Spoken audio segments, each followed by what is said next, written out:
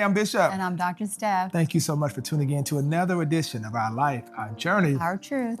Always excited to have all of you join us every single week. It means a lot to us that you are coming to this platform, and we are so excited. Many comments and people share, and we want you to make sure that you comment, you like, share, and Subscribe. And because subscribing really connects you to this community, and we want to make sure you get notifications, do all those great things. So we appreciate all of you every single week for letting us know that this platform is being a blessing to you, and we're just excited about it. Now make sure before you go any further, you follow my wife, Dr. Steph. Follow her at Dr. Steph Walker on Instagram, Facebook, all of that. Follow me at Joseph Walker 3. And then make sure you go to josephwalker3.org and get our book, Becoming a Couple of Destiny, and other things that will bless you. We got some merch out there, great things that'll be a blessing to you. We hope you will do it. We're excited about it. So we just want to thank you all so much, because our hope is to continue to build this platform where it continues to do what you're telling us it's doing. It's helping you, it's growing you, and ultimately that's what we appreciate so much. So today got a good one, babe. What is it? Let's go. You know, what do you do when, like, okay, I'm weak, you're strong, or you're weak and I'm strong, and in relationships, how do you navigate that? Because the idea is sometimes I'm not always My superhero. yeah, Strength. yeah. Sometimes you're, what is that? Clark Kent, what, I'm kryptonite? Clark, yeah.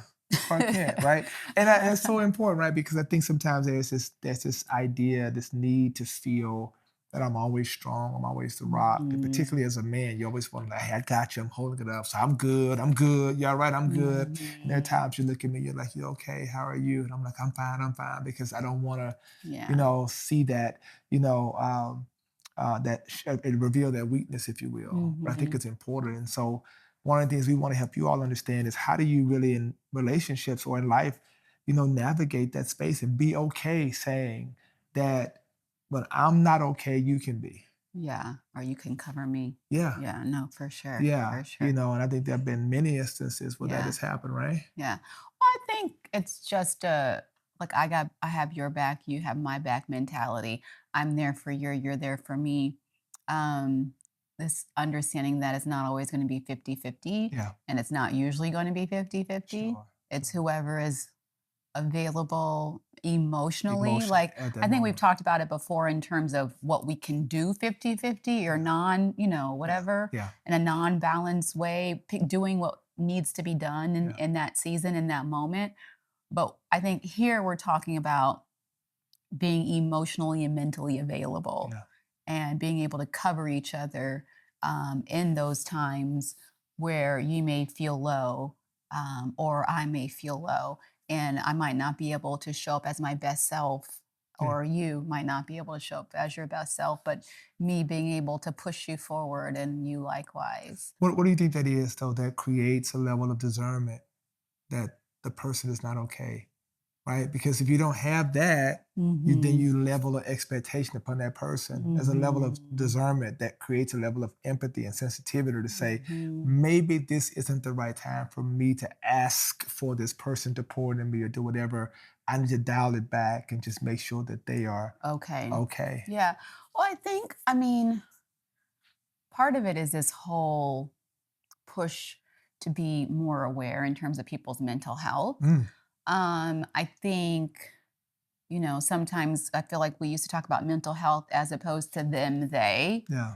And I think it's important for us to talk about mental health in terms of us, we, right? So it's Yeah, not just that's good. about they have problems or they have issues or they need to go to therapy and they need to get fixed. Yeah. It's we Yeah. need to figure out how we can be, holistically healthy, your body, spiritually healthy, financially healthy, but mentally healthy, right? Yeah. And so, sort of recognizing that, understanding the need to really communicate, right? Yeah. Like me being able to say, hey, honey, how are you doing today? Whatever, checking in, and me not just listening, but watching, right? good. Because That's you good. might say, That's oh, I'm good. fine, but your affect may not say you're fine. Yeah. And me being able to pick up on that. Yeah. watching. You heard that? Like not only listening, but watching, Mm-hmm. watching the person you're with, watching their body language and Yeah. watching their movement. And that's important, right? Yeah. I think that's has a lot to do with I think why God brings two Two people people together. together. Because if you're with somebody who doesn't pick up that on the radar, it can be difficult because they'll say, "What's wrong with you? I need you to do this, do that, do this." You're constantly in this place of, trying to pour into somebody from an empty bucket. Yeah. And nobody's pouring into you in that moment. And so I think that's an incredible part. But And I also think it's about asking more than one question. Sometimes we ask superficial questions and we're in such a hurry that we that's don't good. really pause to sort of process it. Hey, how you doing? Okay, great. I'm running out the door. I got to go get the kids, or I'm running to work, or I have to go do this video recording, or I got to go do this, and I got to go, whatever. I'm running to this meeting, as opposed to in those moments, like you would be surprised at what you can find out in 30 seconds about your spouse. Especially this one. Just taking a moment to be ask the right question. present, even just for a few seconds, could make the difference for some people between life and death. Like, did you notice that I was in this place and space? Did you notice? Like, and it doesn't take a 20-hour conversation. Sometimes it just takes a few seconds of just being fully present. And, he might say, "Oh, I'm fine," but I'm looking at him and I'll ask a couple of more questions. So asking two more questions deeper. Really? Like, how did your day go? How did that meeting go? How did that make you feel? Yeah, that's and really going deeper. Yeah, like we had a situation recently where I was, had some, very dear people on our team, actually our ministry, to pass away. And it was just one thing after the next, one in Full Gospel, two in Mount Zion. And it was like boom, boom, boom. And like she was like, after the funeral, "How are you doing?" And I realized that what she was really saying, it's okay to be weak now. I got you. It's okay to be not okay. Yeah, it's okay. And I think that part is because there's this idea of you got to be Herculean, you got to put on your cape, you got to hold it down. Emotional, meaning like you're not allowed to show emotion. You got to keep going. You got to be so disconnected, and you don't. It's okay to sit in it. It's okay to feel those emotions. It's okay to express those emotions to people that you trust, right? Yeah, I think sometimes, and I think this is just, I believe one of the pitfalls that I think prevents people from that place is that there's a lot of historical violation of vulnerability. That people have been vulnerable historically, and because of that, they've been violated or exploited, or people have weaponized their vulnerability against them. Yeah, and so therefore, there's this idea of, I just don't want to be vulnerable anymore because I don't like how that feels. I can't share because people will use it against me. They'll bring it up next week, talking about that I'm weak or I'm soft or I'm this or I'm that. And that's a real deal. One of the things that Paul learned, and I think maybe you can learn today, in 2 Corinthians, Paul has a thorn in his flesh, and he kind of asks God to move it. To remove it. And, and God wouldn't move it. And God says, "But my grace is sufficient for thee, and my strength is made perfect in your weakness." In other words, your acknowledgement of your weakness perfects my strength in your life.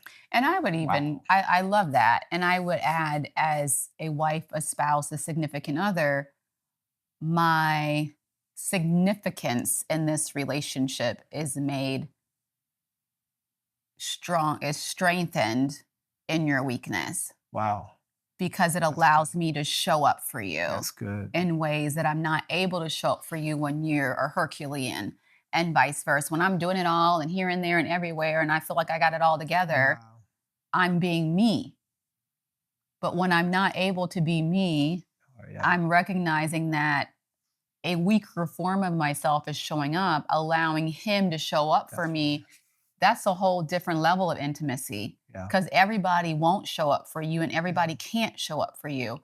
Allowing someone to see that side of you is, again, like a different level of intimacy, because you don't frequently allow people to see that, I guess. Yeah, no, that's real. That's real. So tell me about a time that you felt like, okay, he really showed up for me. You always do this to me. I do. Yeah, I love it. You always is like, tell me a time. I don't remember. Like, I don't know. Maybe so many times. But I mean, I think so, like, times It's not infrequent, I should say. that's certain. Yeah, You know what I mean? times Like, like when I'm just over, just overwhelmed. I'm overwhelmed, or yeah, I'm exhausted, or I'm trying to push, or I might have a deadline ahead of me and I'm frazzled, or if I have like writing block, or like any season where I've been trying to move forward and been unable to, for whatever reason, take that next step, whether it was,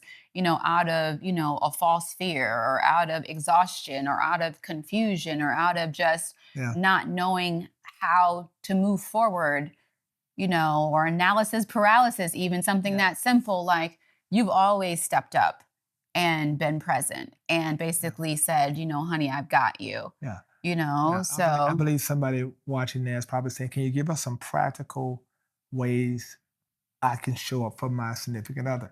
I'll tell you one.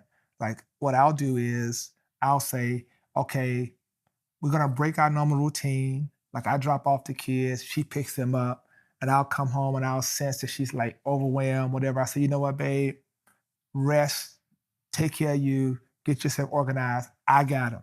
And she'll say, for real? I said, don't worry about it. I got it. What's the rest of the schedule? I'll take the schedule from her and I'll do as much as I can to relieve her of that, to give her the day to kind of like recoup.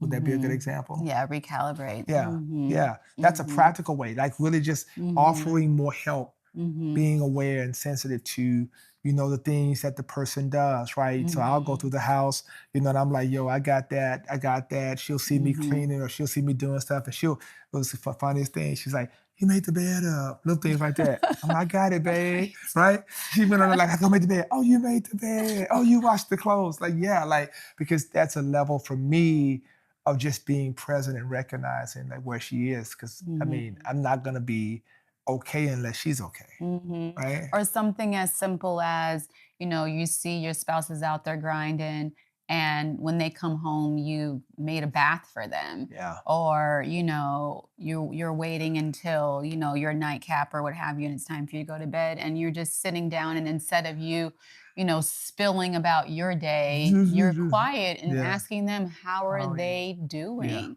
Yeah. And really caring.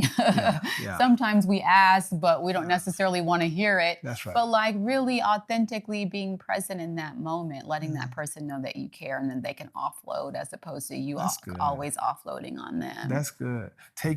Taking responsibilities, taking things away from your significant other, being present is very, very important. Or right? looking at them and being like, you could obviously use a break. This is a big Either one. a staycation somewhere downtown in a hotel, go relax, or go to the spa, or just stay at home and just do whatever you need to do for yourself. That's or, important, right? Maybe you need 2 days to go away with your friends or what have you, or maybe we'll go away, Being willing whatever. to release them to do that. That's a big deal. When you can recognize that, right? You really do recognize that. And I think that kind of, brings it all together with that, because then you're able to say, okay, you go get some time, and I'm going to just continue to hold it down. And for me, that's one of the joys I think of our relationship. For me, is when I know that you need, like, you just overwhelmed. It's like, and let me tell you something now, for real, there'll be an episode on this. So y'all stay tuned. We got an episode coming on how we parent and what these kids growing. But let me just tell you something, man, like, for real, watch this. Can you imagine like what air traffic controllers go through? Can you imagine when all the planes at different altitudes and moving? Right, okay.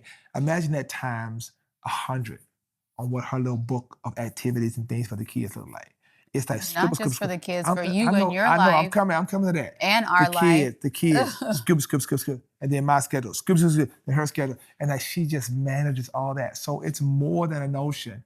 When we're able to like take things from each other, we have to literally be very intentional about who's gonna do that, who's gonna be here, who's gonna do that. And it's like it's a real deal. And it really, for me, what it does, I think when you take on the responsibilities of your partner, it gives you empathy to the weight of what they do. Sometimes you don't realize because he'll be like, oh, I'll do this for you. You go rest. And he'll come back like, oh my gosh, I'm so tired. I'm so exhausted. I had no idea that you had to do all this. And I'm like, yeah. It's Until you thing. walk a mile in my shoe, thing. You're like, oh, you're just sitting over there eating bonbons and cookies. No, we're not. It's a whole thing, man. So but empathy is important because that helps you then understand, when it's time, and so what we try to do is, put in this time for each other to make certain that we do have those staycations or getaways or whatever. So we come to the end of ourselves, we're able to do that. And I think that's so important. And I think it's also just a mentality or a culture shift, right? It's just really recognizing that there's nothing taboo with not being okay. It's okay. It's okay to not be okay. And that it's important that you're able to find that space within your relationship that allows either one of you to be vulnerable when you need to be, creating that safe space, not weaponizing people's weaknesses or vulnerabilities against themselves, because when you do, then guess what? They will, it's unlikely that they'll ever share again in that way, unlikely, right? And helping that person understand that you don't have to be Hercules all the time. And it's really okay. It's not an assassination of your character. It's not an assassination of your manhood or womanhood. It's just you being a human being. God made us as, to be human beings, not human doings. And it's really just showing your humanity. And at the end of the day, it's okay. Yeah. So, maybe we can have a little less of the condemnation and a lot more of the covering. You know what I mean? Like the covering, I don't need a covering if I'm fully dressed. I need a covering when I'm without clothes. Yeah. I need a covering when I'm weak. The person not to come and say, "What's wrong with you? You're Why aren't you doing this. this? Why aren't you doing that? I get it. I thought you were supposed to be. I covered you. I covered the gaps. I made sure you didn't miss this and miss that." That's when you know you got the right one. You need people in your life that can cover you, and someone certain that you date or marry. You got to make certain they have a level of empathy and sensitivity to be able to do that. Because there are times, I'm going to tell y'all right now, there are times your boy be out here doing the Lord's work, and I come back, and I'm like, bro, I ain't got nothing left. You're like the walking dead. I'm like the walking dead. Y'all hear me? I'm like walking around here like a zombie, and phones still ringing, people still asking for stuff, and I'm like looking at her, and she's like looking at me with bloodshot eyes, sitting at my desk, trying to drown it away with coffee, and it ain't working. And then the kids, they none the wiser. They just want to go play ball. They want to go, and you got to do that. And you realize, okay, you got somebody who says, you can be weak. You can go in there and take a nap. She's good at this. Go in there and take an hour nap. And then she won't even bother me. And it'll be like 4 hours later. She like, you were gone. Needed it. You were gone. And that part is what I think makes, relationship and marriage so powerful. When you got somebody that gets you. Yeah, I'm very blessed with that, honey. You do that very well. You do it very well. For us, guys, it's just our life. This is it. Yeah. We ain't always strong. Yeah. There are moments we crying, there are moments we mad, there are moments we tripping, and we gotta know, I got you when you weak, you got me when I'm weak. And when we strong together, it's a wonderful thing. Yeah, we're unstoppable. We're unstoppable. So we thank God, man. That's what that's about. Now, I'm thankful for you tuning in. I hope this has really blessed you. And I really do hope you will just be honest about, your vulnerabilities. And when you're not okay and when you are in a weak place, and know that, if God has aligned you with the right person, that you can share that vulnerability and that person will love you back into your strength. Yeah. That's what I thank God for. I love that. Yeah, man. So let us know what you think. We want to hear your comments in the comments section. And we'd also like to hear, what are some of the things that you do when your spouse or significant other is not able to be themselves. That's so true. You have to cover for them. Yeah, I would love some ideas as well. I wanna read that. Let's put that in the comment today.